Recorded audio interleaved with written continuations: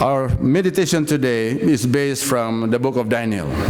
Since we just have been talking about this young man together with his three friends during the international camporee in Oshkosh. By the way, it was 46,000 plus pathfinders, registered pathfinders from over 60 countries throughout the world, gathered there in a 700-acre airport land at Oshkosh, Wisconsin. And everybody was just so excited. Even when it started raining, it did not dampen the spirit. Because after that rain, during the Monday night, the opening night was okay, and then all throughout the week, it was just dry and sunny. And then the rain came back when we were about to go home. That was Saturday evening. You see how the Lord has been guiding this ministry throughout, sponsored by or hosted by the North American Division, sponsored by or hosted by the Center for Youth Evangelism of Andrews University. And we praise the Lord for his guidance. Now, the story is told about this young man, Daniel. The verse is found in Daniel 1, verse 8. If you have your Bibles with you, kindly open it to that particular verse, Daniel 1, verse 8. And you will find there a certain or a phrase that has something to do with our meditation today, courage to stand. This theme or this title was the theme of the Pathfinder International Camporee 5 years ago, but this was about Joseph. That was about Joseph. This one I tried to borrow it, but try to link it in the life of Daniel. That is right here in the book of Daniel 1, 8 to 21. Now the key to this particular chapter or this particular series of verses is found in verse 8.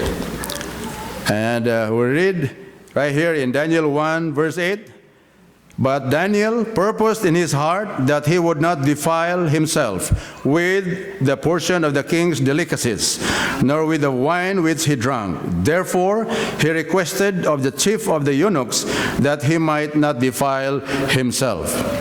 Now the key to this passage is found in the very first verse. In the New International Version, it says, "But Daniel resolved." That's the New International Version adaptation of that particular phrase of Daniel chapter 1, verse 8. But in the New King James Version, which we read earlier, it says, "But Daniel purposed in his heart." Daniel purposed in his heart. In fact, there is another translation that says, Daniel made up his mind.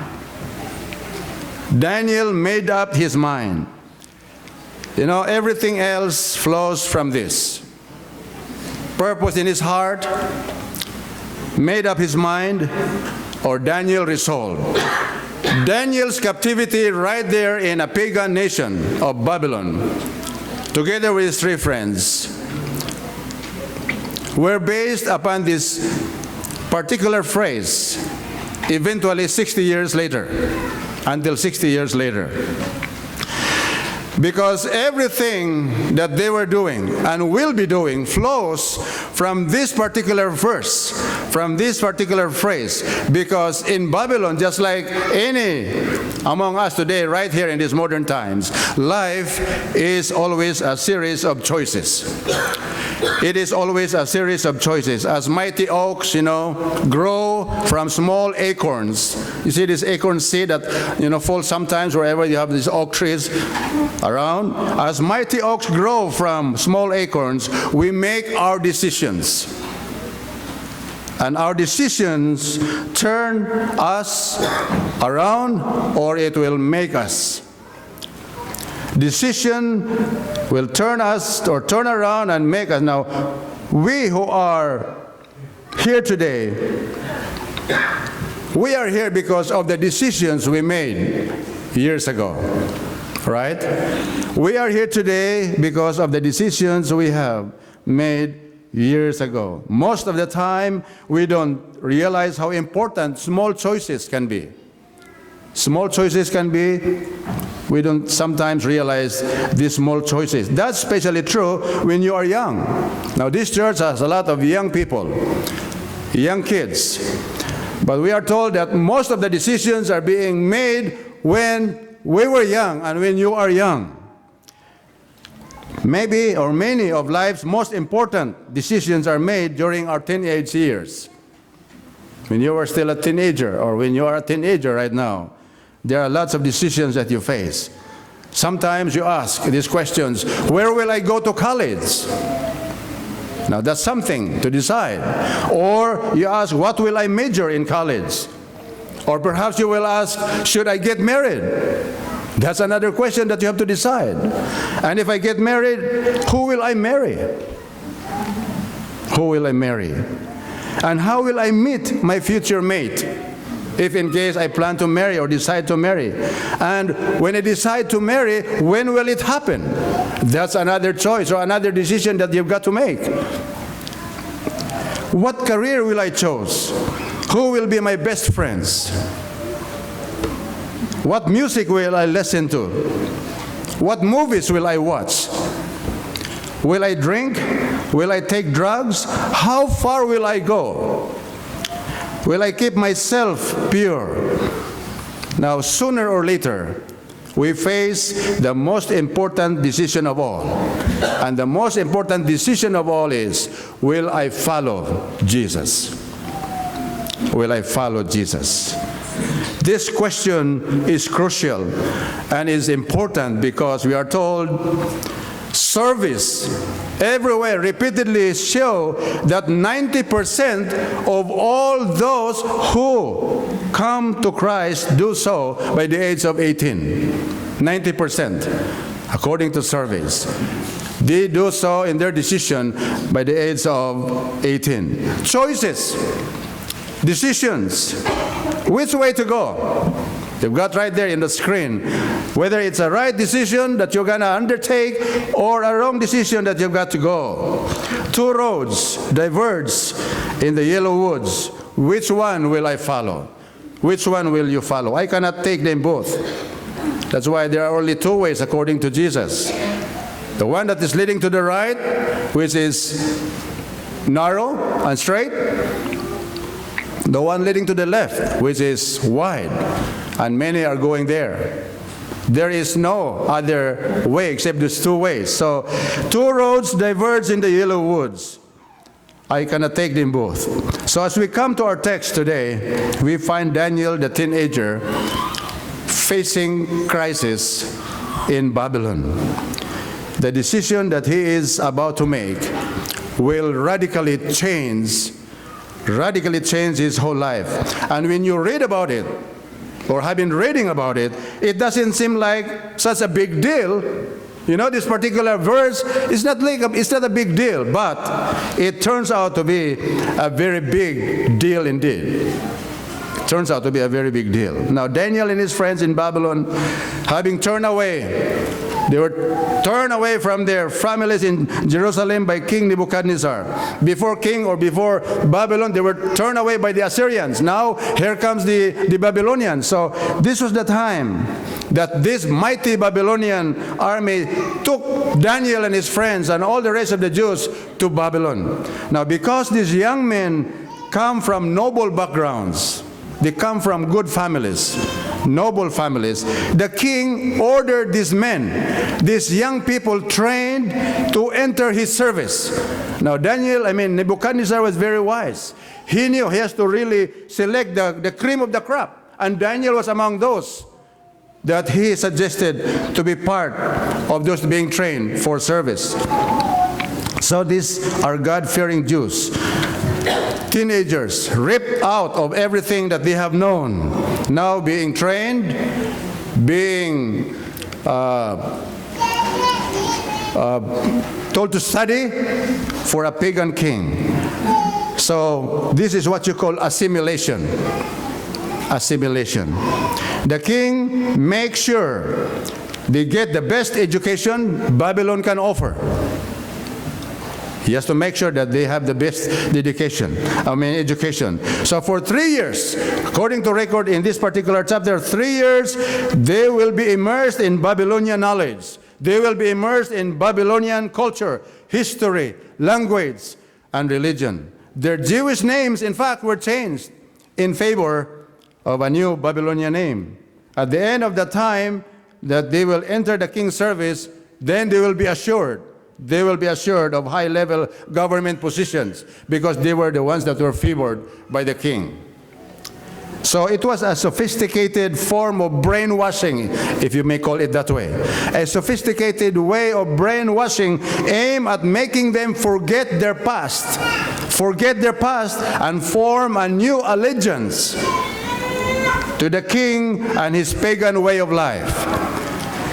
Now, everything right there in Babylon appears to be going smoothly until one teenager decides he's not going to go along with the program.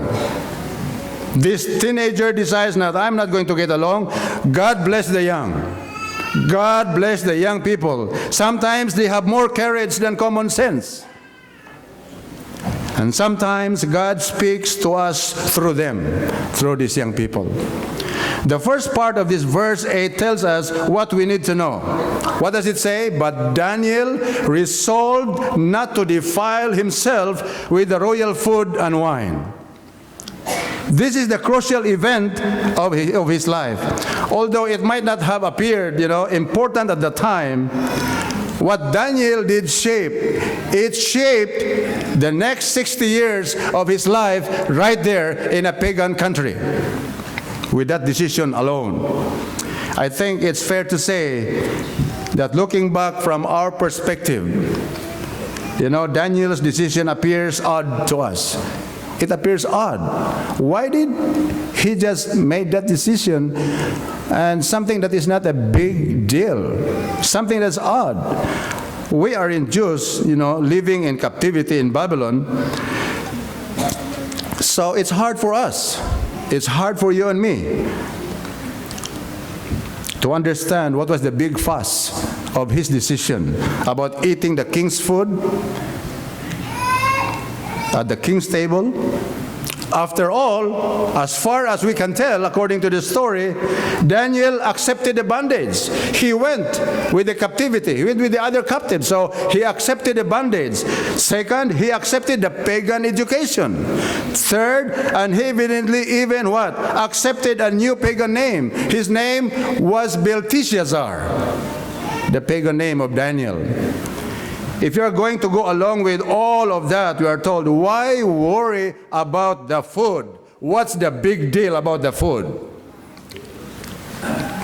Someone has pointed out that Daniel had to make 3 important decisions in his life. 3 important decisions in his life every day. First, he had to take part in pagan education. Yes, he cannot do anything about it. So, he accepted that, but he could disregard those things he knew to be wrong or untrue. Take education in a pagan institution, okay. But I can try to, filter those things that are true, that are not true, and those things that are not right. He can filter that. Second, he had to decide to put up with being called a pagan name. Okay, I have a new name, Belteshazzar. That's a pagan name. But he knew that a name alone couldn't define who really he was. And third, he had to eat pagan food. And at that point, he couldn't escape what it represented. I find it fascinating that what seems to us to be the least important issue was the most important issue to Daniel. It may be least to us. It may be something, what's a big deal with food? But it was a big deal, an important issue to Daniel. But this young man, we are told, had a proper sense of priorities. He knew that eventually you've got to draw a line in the sand and say, no further will I go. In essence, Daniel was saying, this is that line, and I should never cross that line. Up to this line only, and I will never go beyond. there were at least 3 problems with the food that was served at the king's table. First problem, it certainly would not have been prepared according to the kosher law of the Old Testament, which is the Jewish way of, approaching food. Much of it would be ritually unclean. It would be ritually unclean. So that's one of the problems. Second, all the wine and most of the meat have been previously offered to pagan gods. All the wine, meat would have been previously offered to pagan gods. And to eat that food in that situation would be to give tacit endorsement to paganism. And the third problem is Daniel knew that sharing a meal at the king's table represented sharing the king's values. Have you noticed that? You invite somebody, or that somebody invites you to a meal, maybe in one of the fine restaurants right here in San Bernardino in Loma Linda. To eat together, it means what? Friendship. It implies friendship. To eat together means support, endorsement, or shared values. Now, in the end, Daniel could obey the king and even serve in his government, but he could not pretend to be his friend. Because to eat the food in that situation represented a moral compromise of everything that Daniel believed. Therefore, he made up his mind, resolved his heart that he would not do it. No, I would not do it. This is hugely important because it teaches us that you cannot corrupt a man from the outside. You can change a culture, but not a character. You can change his name, but not his stature and his nature. Daniel may have looked like a pagan, but on the inside, he was a servant of the living God. Even the mighty Nebuchadnezzar couldn't do a thing about that. Never. So, I think we should raise or pause at this point and think about what Daniel was risking. Daniel was risking on something. But don't you know that it takes sometimes to take risk in serving the Lord? Certainly he risked angering the king, who wouldn't, appreciate hearing that some teenage kids from Israel, didn't want to eat at the king's table. No way that be made to sound good. But in fact, we are told it would probably sound some kind of a rebellious. And we know how ancient kings dealt with rebellion. So Daniel was putting his life on the line. He was also spoiling his own chances for advancement. They were trained because the king had so good plans for them. Nice plans for them. One plan is for them to advance. But Daniel was risking his own chances for advancement. We all know that the saying about going along to get along. You know that saying? Have you heard that saying? Going along to get along. You cannot climb the ladder while you're rocking the boat. Look what happens to whistleblowers. They've heard of whistleblowers today, newspapers or even on television. Look at what happens to whistleblowers in any big company. Even when they are right, they end up in big trouble, these whistleblowers. If this blows up in the face of Daniel, he can kiss his future goodbye. Now let's try to flip this around and ask why he might have eaten the king's food even though he didn't like it. Let's try to flip the situation. Why can't you just eat the food even if you don't like it, Daniel? Well, after all, he was far from home, and no one back in Jerusalem would know about it anyway. Almost everyone else was eating the food with no complaint. We're already here in captivity, Daniel, you might ask. What difference does it make? God understands because it's only food anyway. It's only food. We can eat it with our fingers crossed. You know? I need to do this to get ahead. People will think I'm a narrow-minded legalist if I make a fuss about this. You can always find an excuse when you don't want to do right, right? You can always find an excuse when you don't want to do right. But Daniel didn't need an excuse. He had already decided to do right no matter what happened. That's why in verse 8 it says, purposed in his heart. Resolved. Purpose in his heart. That is, he made up his mind already. He made up his mind. He couldn't decide for anyone else. But he decided for himself what he would and what he would not do. And that changed everything. I don't know if he tried to convince anyone else or not. It doesn't matter. Daniel made up his mind, and his three closest friends decided to join him. And that leads me to repeat a point that I made earlier. The Babylonians could change everything. His diet, his location, his education, his language, even his name, but they couldn't change his heart. They couldn't change his heart. Why? Because his heart belonged to God. When your heart truly belongs to God, my friends, you can go anywhere and face any situation and you'll be okay. You'll be okay. You can even live in Babylon and do just fine because your body is in Babylon, but your heart is in heaven. So the question for all of us is, where is your heart? Where is your heart today?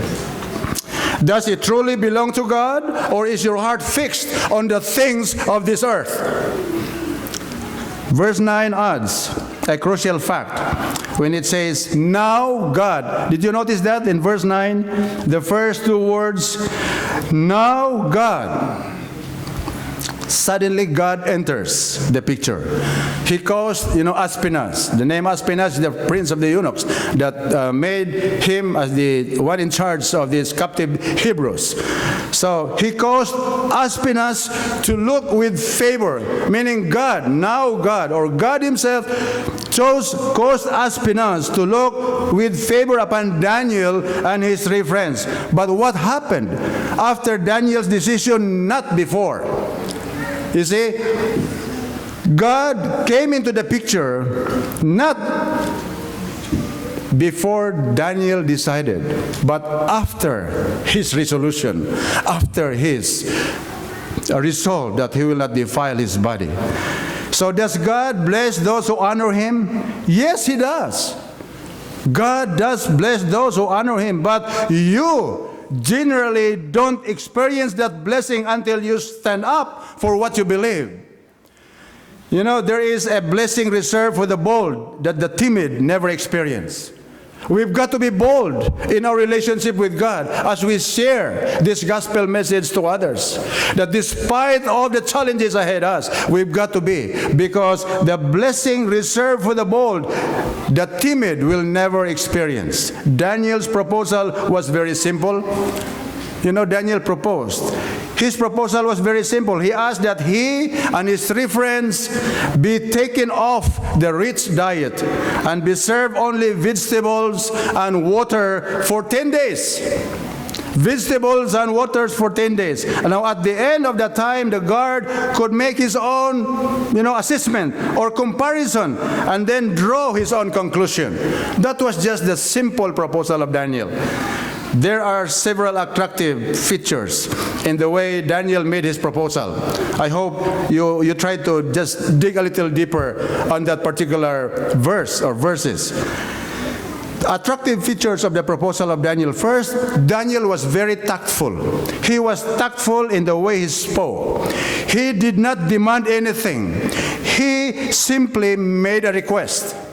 Second feature, he was obedient in following the chain of command. He did not go right away to the king. He went from the very low officer and he requested it to him.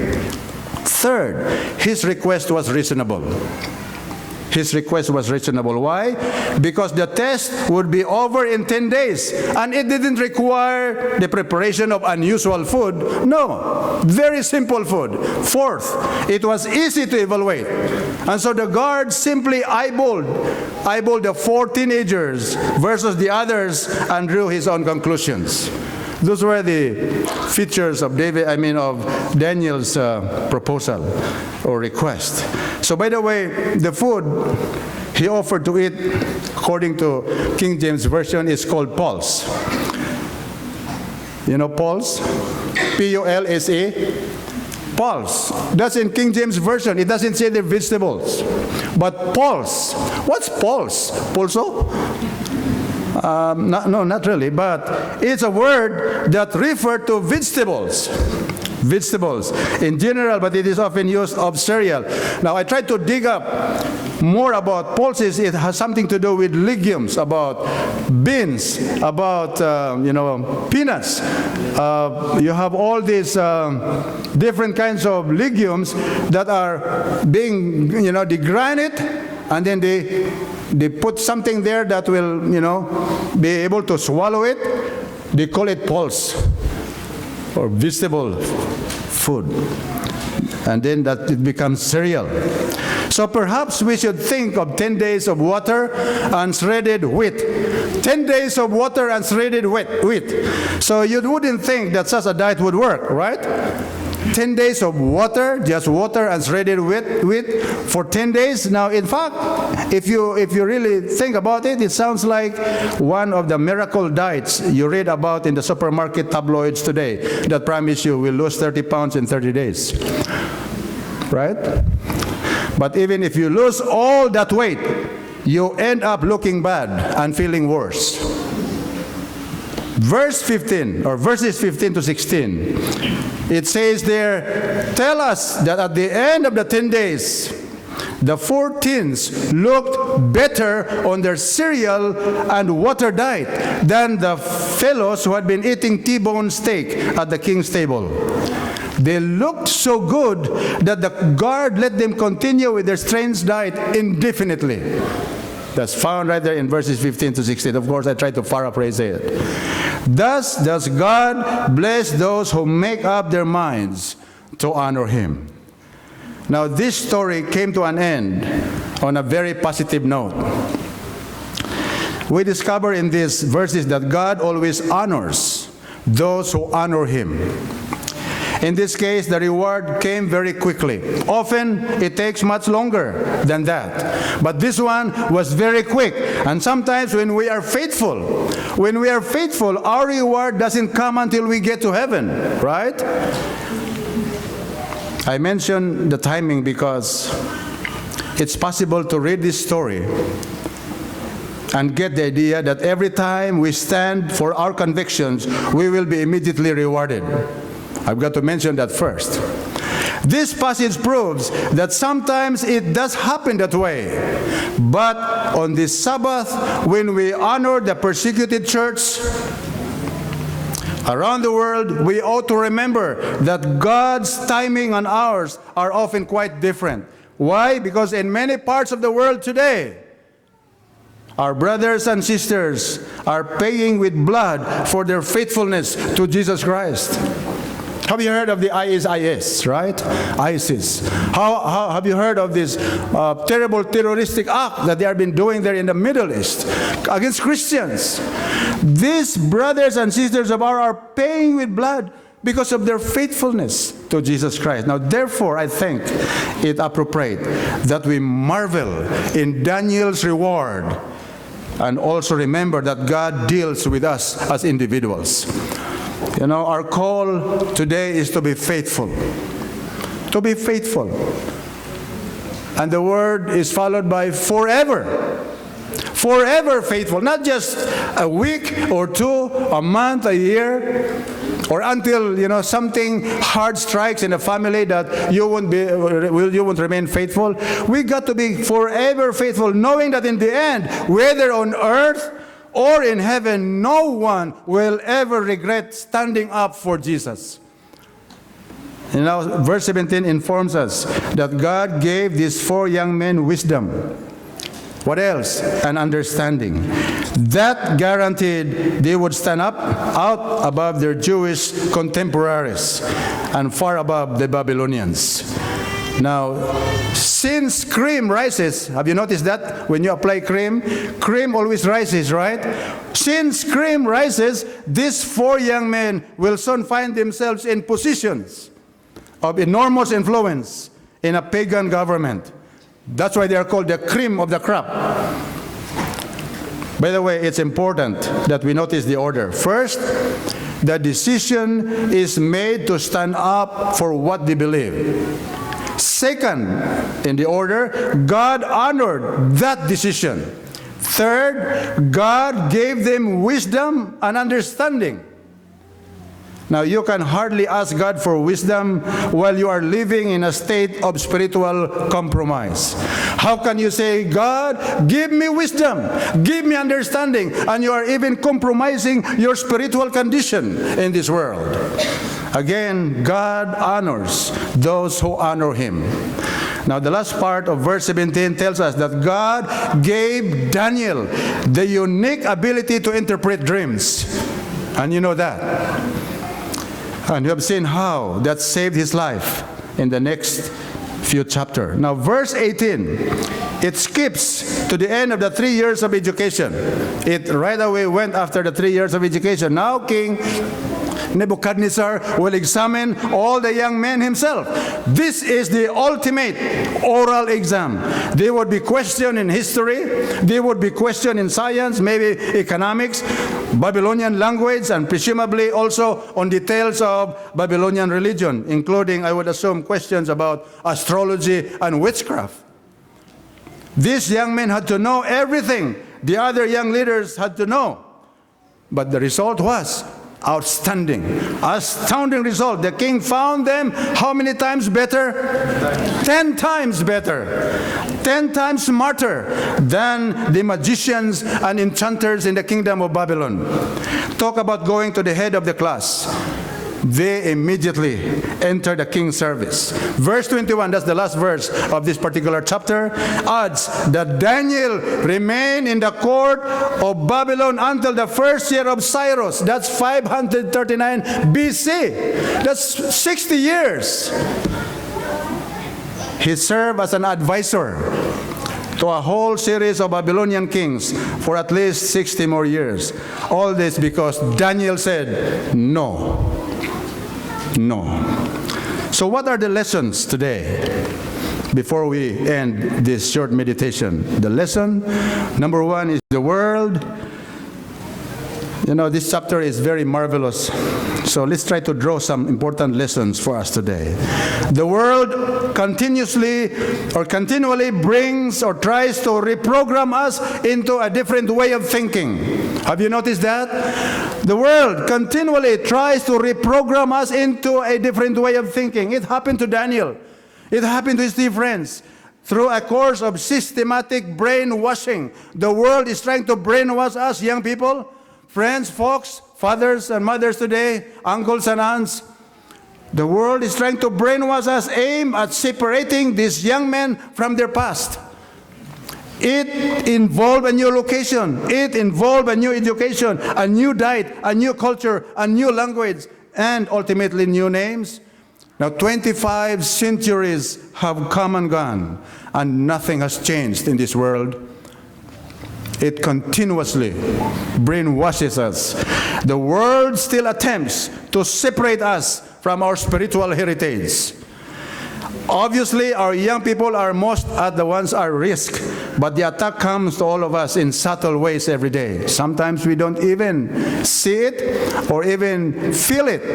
It's a subtle way of the enemy to sidetrack us in our relationship with our God.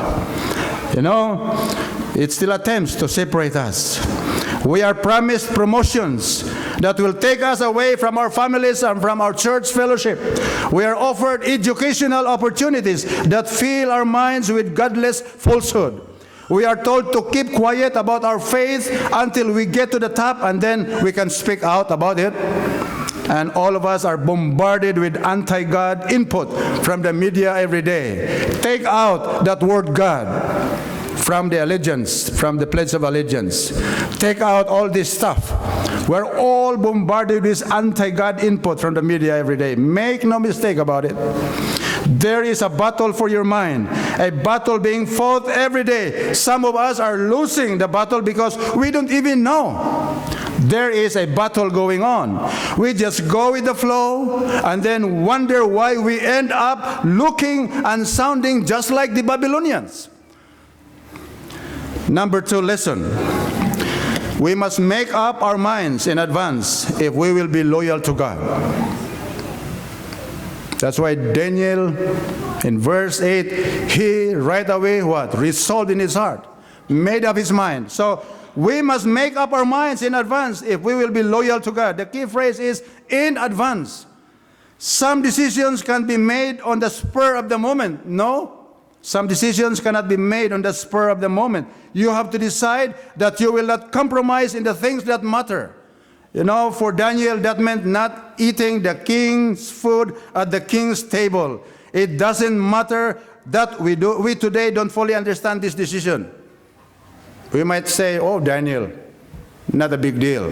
We might not be able to understand his decision today. What's important is that Daniel drew a line in the sand and said, this far and no farther. Your line may be different from mine today, folks, and mine may be different from yours. But if you don't draw a line somewhere, sometime, you end up being just like the Babylonians all around you. At that point, your Christian testimony is worse than useless. So, if we've got to go, we've got to be smart. We've got to be smart. Think ahead. Decide that you don't want to do that. Decide what you won't do. Then don't do it. If you decided not to do that, then don't do it. I'm not talking about brain surgery here. I'm talking about common sense, thinking about our Christian values. Not every hill is worth dying on, but some are. And it's better to die on those hills than to slink off in shameful compromise because you didn't have any courage. You've got to be courageous in your standing with Jesus. Number 3, we must know our own limits and must not do what we know is wrong. Know your limits. This follows logically from what I've just said. Daniel knew his limits. When they enrolled him at Babylon State University, he didn't object. Okay? He didn't object. When they taught him the Babylonian language, he learned it just like everyone else. When they taught him a new culture, he did not rebel. And even when they changed his name, he apparently did not speak out. But when they said, you have to eat the king's food at the king's table, he said, I'm sorry, I cannot do that. And he didn't. He was courteous in the way he said it, and he was creative in the solution he proposed. But make no mistake about it, folks. By standing his ground, he was risking everything over an issue that made sense to no one but him and his 3 friends only. You know, to the Babylonians, it was just pretty nutty thing. But Daniel saw through the food to the bigger issues underneath, and he knew that for him to eat that food at the table would be an act of disloyalty to God. And that was a line that he will never cross. It's such a small area, my friends. It's such a small area, you say? True and not true. Yes, it seems so small, but as we have seen, the outcome of Daniel's act of courage was huge. It was so huge. I tell you in Jesus' name today, there are no small areas in our relationship with Him. If our God is the Lord of all, then every square inch of your life must be yielded to Him. He has left nothing for you to play with on your own. No, He has left nothing for you to play with on your own. Teenagers today, young people today, so many of you will have to face pressures, Sex is being pushed in our kids in elementary school. So is drinking. So are drugs. So is joining a gang. So are filthy language, pornography, homosexuality. More than ever before, we need a generation of children and teenagers with the courage to say no and to say it so loud and clear. To say no to sex and yes to abstinence. No to alcohol and yes to sobriety. No to drugs, yes to clean living. No to gangs and yes to healthy friendships. No to moral filth and yes to the Word of God. No to sin and yes to Jesus Christ. No to going along with the crowd and yes to standing alone. No to temptation and yes to God. No to cowardice and yes to bold witness for Christ. No to sexual compromise and yes to waiting until marriage. No to rebellion and yes to obedience. No to the chain of sin and yes to the freedom in Christ. How will any of us today find the courage to say no when we need to? Like Daniel, you will find yourself from time to time in a moral crisis. How will you know it? It's a crisis. How will you know? You'll know it when you get there. You'll know it when you get there. And often you won't see it. When those moments come, you will purpose in your heart not to defile yourself. Make up your minds now. Years ago, I heard a little phrase that has helped me more than once. When faced with a hard moral choice, I always say these words, others may, I cannot. Take that words or phrase in you. Others may, I cannot. You don't have to decide for anyone else, but you've got to decide for yourself. I read about a 400-year-old redwood. These big trees right there in the Sierra Nevadas. Maybe some of you have been there. 400-year-old redwood that suddenly and without warning toppled to the forest floor. What caused the death of such a majestic giant tree? What caused it? Was it fire? Was it lightning? Was it a strong wind? There was a post-mortem examination that was done and revealed a startling cause. You know what was the cause?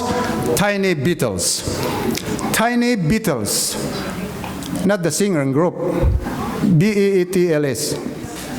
Tiny beetles had crawled under the bark and literally eaten the fibers away from the inside.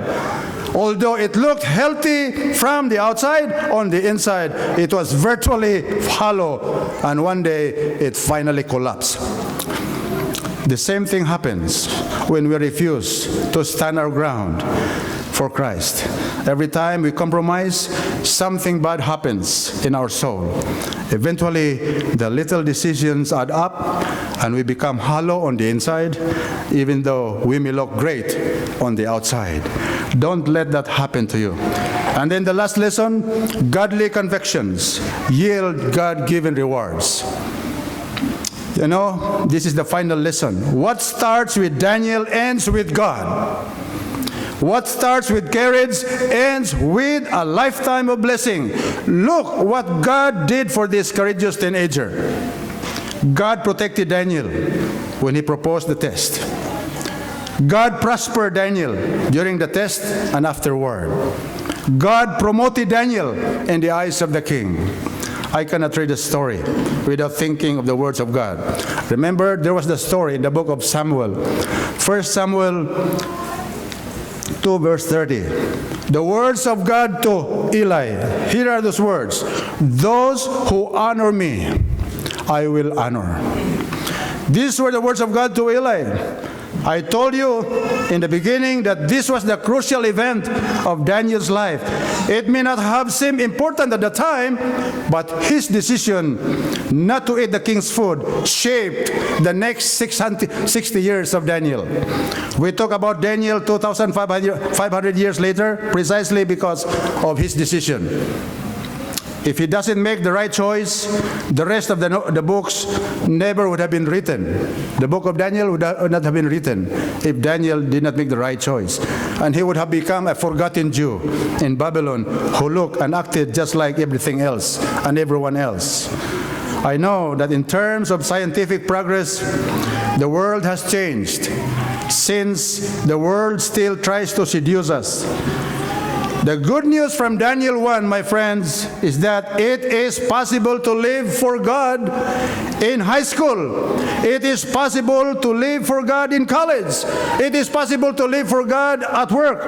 And it is possible to live for God in your career. Daniel has shown us the way. And in 1873, a person by the name of P. Bliss, B-L-I-S-S, wrote a gospel song. He wrote a gospel song about this story that became very popular, but has in our day became virtually unknown. It is called Dare to Be a what? Daniel. Standing by a purpose true, heeding God's command, honor them, the faithful few. All hail to Daniel's band. Many mighty men are lost, daring not to stand, who for God had been a host by joining Daniel's hand. Many giants, great and tall, stalking through the land, headlong to the earth would fall if met by Daniel's band. Hold the gospel banner high, on to victory grand. Satan and his host defy, and shout for Daniel's band. And then the phrase of the refrain runs this way: dare to be a Daniel, dare to stand alone, dare to have a purpose firm, dare to make it known. My friends, the sermon today is simply applied as this: I dare you, be a Daniel this week. May the Lord bless us.